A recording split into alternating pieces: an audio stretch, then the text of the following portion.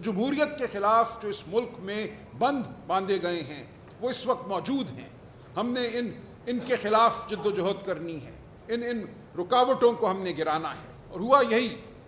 8 فروری سے پہلے election commission نے یہ کہا کہ پی ٹی آئی چونکہ اپنا انٹرا پارٹی الیکشن, اندرونی الیکشن جو کہ تمام جماعتیں کراتی ہیں, ایک ہال میں بیٹھتی ہیں, الیکشن ہوتا ہے اور ایک سرٹیفکیٹ چلا جاتا ہے, پی ٹی آئی نے ایک بہت بہتر الیکشن کرایا, اس کو نہیں مانا گیا. اور اس کے نتیجے میں یہ کہا گیا کہ اب پی ٹی آئی کو نہ صرف یہ کہ الیکشن سمبل نہیں ملے گا, انتخابی نشان نہیں ملے گا, اس سے بڑھ کر پی ٹی آئی کو بطور سیاسی جماعت تسلیم ہی نہیں کیا جائے گا. یہ پہلی اور سب سے بڑی غلطی تھی. آئین کے خلاف آئین کے خلاف یہ ایک عمل تھا. آئین پاکستان یہ کہتا ہے کہ کسی بھی سیاسی جماعت کے وجود کو ختم نہیں کیا جا سکتا ما سوائے یہ کہ سپریم کورٹ میں ریفرنس ہو اور اس ریفرنس میں آپ جماعت کو تحلیل کریں. سمبل نہ دینے سے, انتخابی نشان نہ دینے سے پی ٹی آئی بطور جماعت موجود تھی, موجود رہی, لیکن اس کے وجود کو الیکشن کمیشن نے تسلیم نہیں کیا. ہم جب کاغذات نامزدگی داخل کرانے جاتے تھے تو آر او حضرات ہمیں یہ کہتے تھے پی ٹی آئی کا ذکر نکال دو, پی ٹی آئی سے اپنی جو تمہاری افیلیشن ہے, جو تمہاری مناسبت ہے, اس کو ختم کر دو ورنہ تمہارے کاغذات قبول نہیں کیے جائیں گے. اور ایسا ہی ہوا. بہت سے دوستوں نے, بہت سے کینڈیڈیٹس نے یہی کیا کہ اپنے کاغذات نامزدگی میں پی ٹی آئی کا ذکر نہیں کیا. کچھ نے پھر بھی کیا, لیکن یہ ایک ایسی صورتحال تھی جو بے یقینی کی صورتحال تھی, اور یہ بے یقینی مکمل طور پہ الیکشن کمیشن کے فیصلوں اور ان کے رولز کی وجہ سے پیدا ہوئی جو کہ غیر آئینی تھے. اس کے بعد جب خواتین اور غیر مسلم دوستوں کی لسٹیں جمع کرانے کا مرحلہ آیا تو پھر یہی کہا گیا کہ ہم پی ٹی آئی کی جانب سے لسٹیں نہیں لیں گے. ہمیں ہائی کورٹ جانا پڑا یہاں پنجاب میں, اور عدالتوں سے فیصلے لے کر ہم نے پی ٹی آئی کی جانب سے خواتین اور غیر مسلموں کی مخصوص نشستوں کے لیے لسٹیں جمع کرائیں. یہ سب ہو جاتا ہے. پھر آپ نے دیکھا پشاور ہائی کورٹ ہمارے حق میں فیصلہ کرتا ہے. پشاور ہائی کورٹ یہ کہتا ہے کہ پی ٹی آئی جماعت ہے, پی ٹی آئی کو الیکشن سمبل بھی دو. اس کے بعد آنن فانن 2 دنوں میں 10 تاریخ کو پشاور ہائی کورٹ کا فیصلہ آتا ہے, 10 جنوری کو.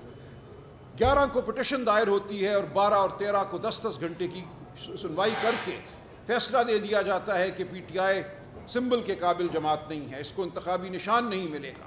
اور جو الیکشن کمیشن کے فیصلے تھے ان کے خلاف جب ہم ہائی کورٹ میں گئے, میں نے ذاتی طور پر پٹیشن دائر کی اور کہا یہ سب غیر آئینی ہیں. فارم 33 جس میں امیدوار کا نام اور اس کی پارٹی دی جاتی ہے, اس میں 14 جنوری کو ہم سب کو آزاد قرار دیا گیا. اس کے خلاف ہم عدالت میں گئے, عدالت نے ہمارا مقدمہ سننے سے انکار کر دیا. لاہور ہائی کورٹ نے کہا آپ الیکشن کمیشن جائیں گے. ہم اس فیصلے کے خلاف سپریم کورٹ گئے, 2 دفعہ پٹیشن میں نے خود فائل کی, دونوں دفعہ واپس کر دی گئی کہ یہ ہم پٹیشن اس قابل نہیں سمجھتے کہ اس کو سنیں. تو ہمیں باہر رکھا گیا, ہر سطح پہ ہمیں باہر رکھا گیا. جب ہم نے دروازہ کھٹکھٹایا عدالت کا تو عدالت نے ہمارے منہ پہ وہ دروازہ دے مارا. ان تمام حالات میں 8 فروری کو تمام مشکلات کے باوجود پی ٹی آئی کے امیدوار ملک کی سب سے بڑی اکثریت لے کر پارلیمان میں نمودار ہوتے ہیں.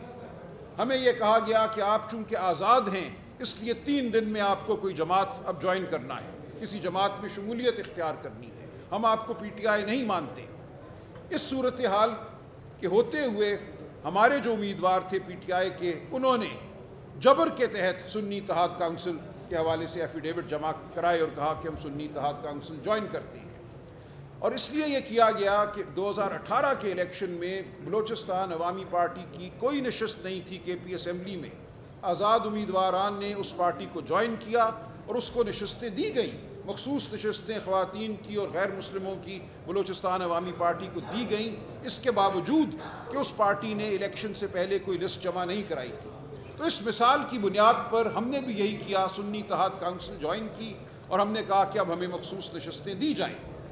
ہمیں مخصوص نشستیں نہیں دی الیکشن کمیشن نے. اس کے خلاف ہم پشاور ہائی کورٹ گئے. پشاور ہائی کورٹ نے الیکشن کمیشن کا فیصلہ بحال رکھا. اس کے خلاف ہم سپریم کورٹ آئے اور سپریم کورٹ نے 8 جولائی 2024 کو ایک تاریخی فیصلہ دیا جس میں 8 جج صاحبان کی اکثریت نے 13 ممبر بینچ میں یہ کہا کہ ہمیں حقیقت کا ادراک کرنا ہے. سن لیجئے یہ فیصلہ کیا تھا 12 جولائی 2024 کا جس کو کل رد کیا گیا ہے. یہ پاکستان کی تاریخ کا ایک اہم ترین فیصلہ تھا. میں عرض کروں پاکستان کی تاریخ میں صرف 2 فیصلے ایسے ہوئے ہیں جنہوں نے جبر کے خلاف حق کی آئین کی حمایت کی ہے. باقی تمام فیصلے تب ہوتے ہیں جب جبر ختم ہو گیا ہوتا ہے، جابر چلا گیا ہوتا ہے، منظر سے ہٹ گیا ہوتا ہے. اس کے بعد ہمارا سپریم کورٹ آئین کا بہت تذکرہ کرتا ہے.